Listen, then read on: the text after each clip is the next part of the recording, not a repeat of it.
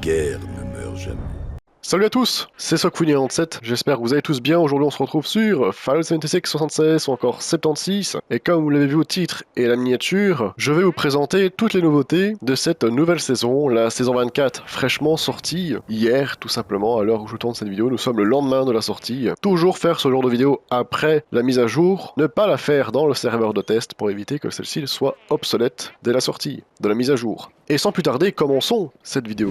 Et nous commençons avec le Season Pass qui est basé sur Rip Daring évidemment, encore, et les cryptides, notamment les extraterrestres. On peut noter que les boîtes, franchement, de munitions, de soins, plus loin dans le Season Pass sont pas trop mal. L'arche guérisseuse, c'est ok, mais sinon, en soi, pourquoi pas aussi le poste réfractaire ici, on dirait qu'on est chez le dentiste. L'armoire à bibelot inconnu aussi, pourquoi pas. Et le présentoir à Pip-Boy, je vous avoue, je pense ça peut donner un sacré style dans le camp. C'est assez bizarre étant donné que normalement, le joueur est censé avoir qu'un seul Pip-Boy, donc c'est un Pip-Boy par personne. Là, il peut en avoir 3, comme sur l'image par exemple. Bon, ok. Donc voilà donc pour le Season Pass. Ça y est, le Yeti, et non le Bigfoot, alors que normalement, Bigfoot serait plus approprié à l'endroit, plutôt que Yeti. Mais bon. Celui-ci apparaît en fin d'événement, en étant légendaire 4 étoiles. Il donne plus autant de loot que sur le serveur de test, mais simplement, cette fois-ci, un item 4 étoiles. Je vous avoue, déjà, c'est pas trop mal. Son taux d'apparition pour le moment est assez vague. Certains disent que c'est une fois toutes les heures à 100% lors de la fin d'un événement. Il y a aussi certains vidéastes, anglophones pour le coup, qui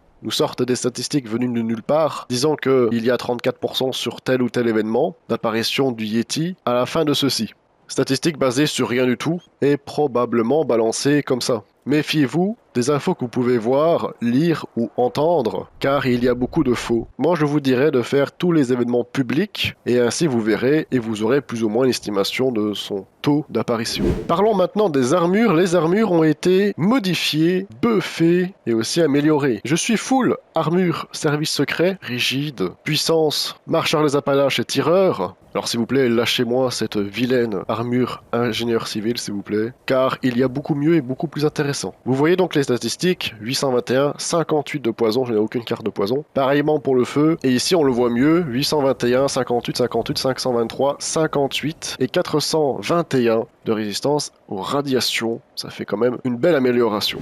Les statistiques de l'armure Vulcain ont complètement explosé. On n'est pas très loin des 3000 de résistance. C'est vraiment un truc de fou furieux. C'est vrai que maintenant on est super résistant et cela rend le jeu encore plus facile qu'il l'est déjà. Il existe aussi des pièces d'armure qui ont déjà des avantages, des effets dessus. Je vous affiche la liste sur le patch note et également comment les obtenir, si cela vous intéresse. Nous avons maintenant des améliorations pour les dessous d'armure. Évidemment, vous avez la liste sur votre écran, patch note, et de comment les obtenir. Vous pouvez les obtenir par exemple celle de l'abri chez Samuel contre des lingots, 5 en intelligence. Donc je vous avoue que pour XP par exemple, c'est vraiment pas dégueu du tout. Certaines s'obtiennent par exemple à l'événement Jamboree et d'autres en terminant des événements de l'oncle. Le minigun de Gauss a été nerfé ou plus ou moins nerfé car celui-ci n'a plus sa barre de surchauffe. Donc il fait un peu moins de dégâts. Mais ce n'est pas moins 25% de dégâts comme l'annonçaient certains. Dans ma vidéo, les meilleures armes par catégorie. J'ai reçu quelques commentaires de ce genre-là qui disaient que le minigun de Gauss serait bien nerfé,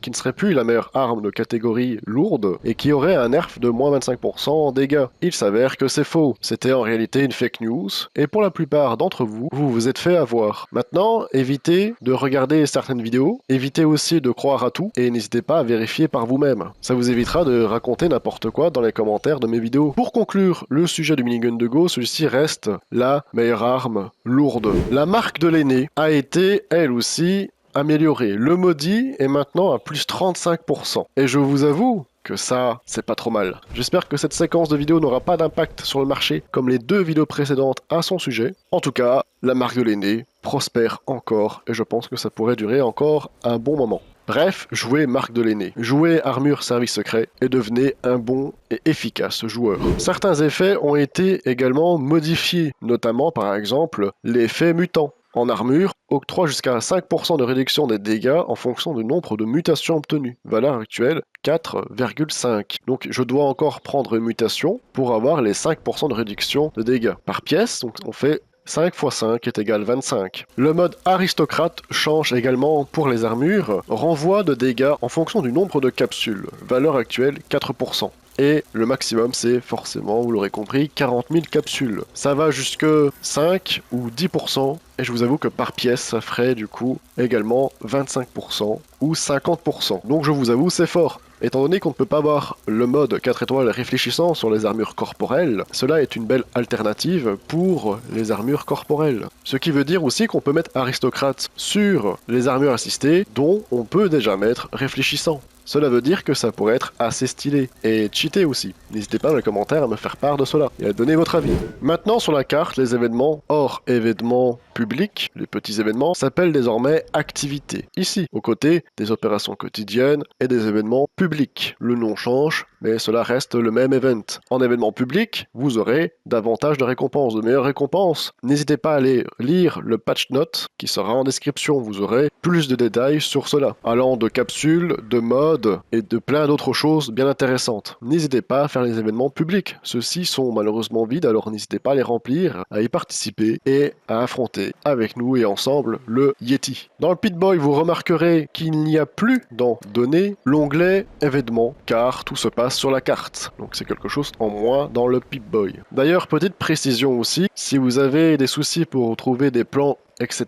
Maintenant, ça se passe dans le livre de recettes, juste ici. Vous pouvez obtenir de meilleures récompenses dans les coffres. Avant cette mise à jour, plus personne ne faisait les coffres. Maintenant, on peut les faire et on peut récupérer des récompenses plutôt intéressantes dedans. Et dedans, il y a un plan, des cartouches, un appareil photo Prosnap cassé, drapeau américain plié et de l'alu. Évidemment, c'est un coffre à déverrouillage 1. C'est pas 2 ni 3, et forcément vous aurez une meilleure récompense en fouillant par exemple un coffre de niveau 3, donc de crochetage niveau 3. Vous pouvez également obtenir des cartes de chasseurs d'or en terminant des événements publics. Ces cartes vous permettront de déterrer, un peu comme les cartes au trésor finalement, des récompenses, du bric-à-brac et un tas d'autres choses en fouillant le sol. Aussi les dégâts des boss ont été réduits, notamment un en particulier, les taupes de la phase de la foreuse, de la deuxième phase du raid, celles-ci ne pourront plus vous one-shot. Ce sera quand même en 2 coups parce que ça pique quand même, mais elles ne pourront plus vous one-shot. Car oui, maintenant les débutants veulent à tout prix faire le raid